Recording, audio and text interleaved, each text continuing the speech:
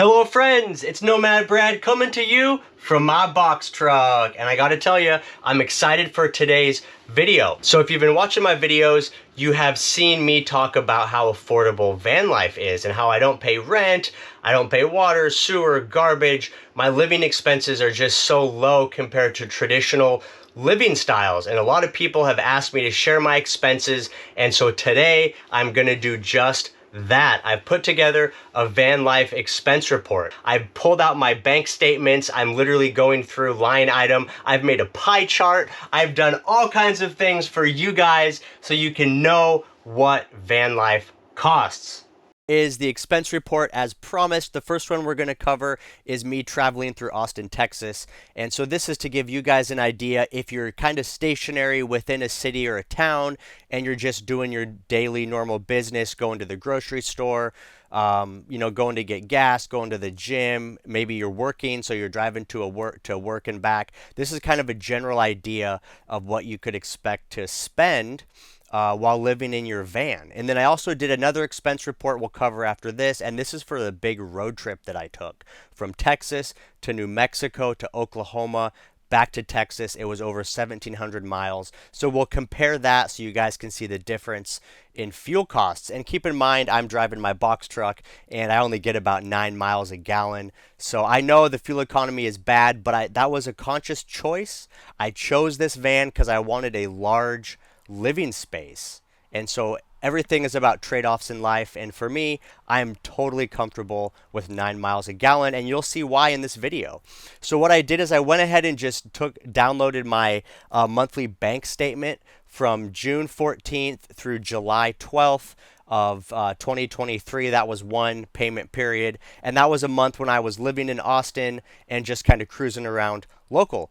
Now, if you look here at the chart, this is all my expenses. Now, the first column, I have this huge list of expenses from Amazon and Home Depot, and that's because I'm still wrapping up my box truck conversion, and I had a few things I needed to get done before I could hit the road for my road trip, which is coming up here in a couple months after this expense was captured. So I'm not going to include this first column because this is not a normal monthly expense. This is only when you're doing a build out.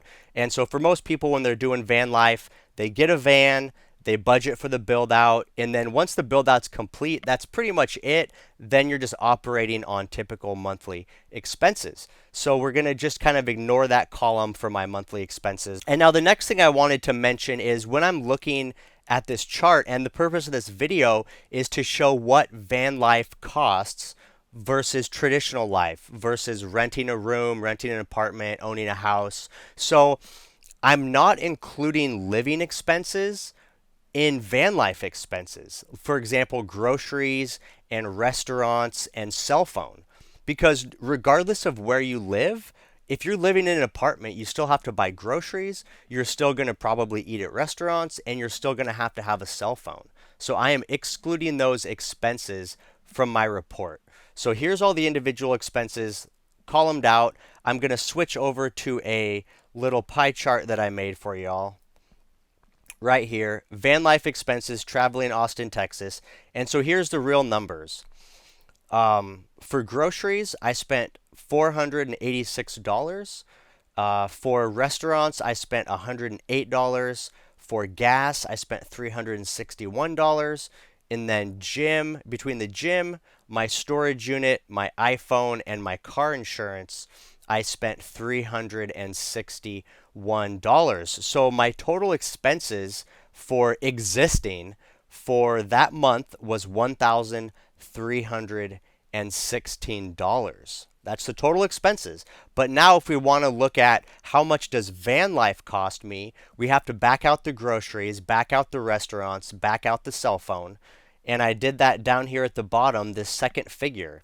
So I added up my gasoline, my car insurance, my Planet Fitness gym membership, and my storage unit. Because the storage unit I have because I don't have an apartment with a bunch of extra space. So all those expenses added up came to $592. So that's it. That's what van life cost me for a month.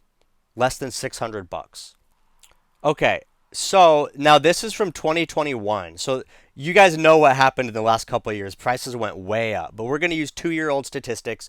So this is saying how much for a studio apartment in the United States. So Hawaii, $1,200. California, 1,280. As we scroll down the list, Oregon is $693 for a studio apartment. Let's keep going. So if we go all the way down to Arkansas, Arkansas was $577 a month. So for what it cost me to live in my van for 1 month in Austin, Texas, you could rent a studio apartment in Arkansas. Anything above Arkansas, Kentucky, South Dakota, Iowa, Ohio, it's going to cost you more to rent a studio apartment than to live in your van. And keep in mind, too, that when you live, even if you live in a studio apartment, you're still going to have to pay for some type of transportation. You're going to either be taking an Uber or you're going to be taking a bus, or most people that are watching this video probably have a car. So even though you don't live in your car, you're still paying for a car. You're still paying for gas. Granted, your gas bill will be less than my box truck. It'll be a lot less, but you're still paying for gas. You still have to pay for maintenance on your car. You still have to pay for car insurance.